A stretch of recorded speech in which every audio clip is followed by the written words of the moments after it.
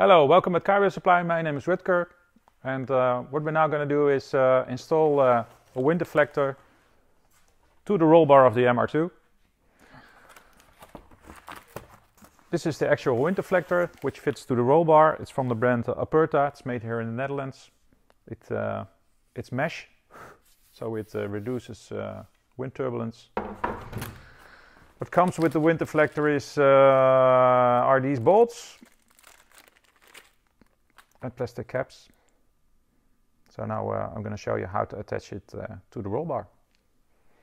I'm going to take the wind deflector, line up the holes which are already present in the roll bar, put the washer on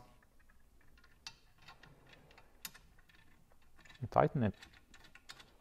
When you're done, you can fit the plastic cap so you won't see the bolt anymore. So it's done, it's been fitted, put the cap on.